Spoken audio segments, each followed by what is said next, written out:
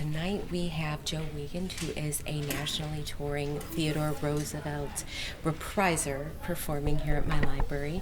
It is standing room only. We are very excited about that.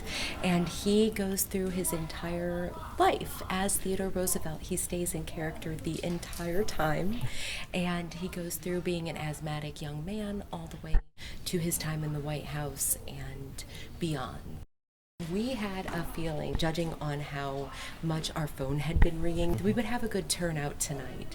So this definitely exceeds even what I had planned for as far as attendance. So it's been great.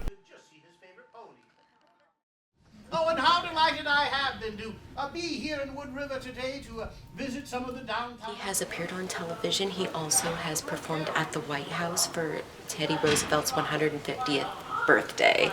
They too raising their voices in song this noon, and everyone's recognized me. They've said, "Hello, Teddy," and "Good morning, Mr. Well, President." he's so personable. I hope that the real Teddy Roosevelt is half as personable as this Teddy Roosevelt is. He's very personable, and it is kind of off-putting at first talking to somebody that does not ever break out of character. And he told me that even during the Q&A after his performance, he will not break the character unless somebody is like, "Stop, no, I have a question for Joe."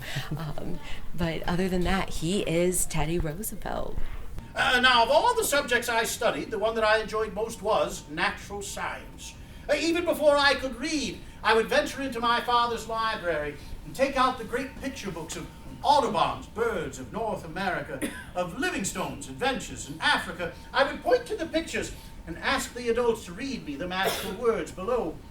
When I myself could read, my appetite was voracious, and I would pester the adults with questions about the implications of what I'd read that day. My parents indulged me in my interest in natural science, allowing me and my brother and my cousins who lived next door to wander through the streets of New York, along the wharves of the East River and the Hudson River, through its parks at nearby Gramercy Park or Central Park in the Upper West Side, and we collected snakes and bugs and turtles and birds, squirrels and rats and mice. Alive or dead, it did not matter. We brought these creatures home and had on the 4th floor of our home something that we called Roosevelt's Museum of Natural History. A very wide-ranging, though truly malodorous collection. We were very, very fortunate to bring him here. This is really a once-in-a-library opportunity, I feel. He was very generous, and since he is in St. Louis for an event anyway, of giving us a great rate to come here. And then the library is so thankful for the sponsorship of the Wood River Heritage Council, which co-sponsored this program. I cannot put to words what a blow it was to me my sophomore year at college when my father died, quickly and suddenly, of stomach cancer. He but a young man of 45.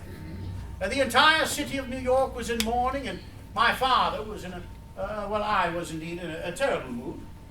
My tutor, Arthur Cutler, knew that in the past, being outdoors and having strenuous exercise had not only restored my health, but my spirits.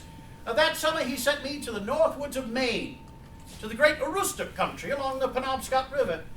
And there, with a hunting guide named William Sewell and his nephew Willamette Dow, I hunted and hiked and canoed.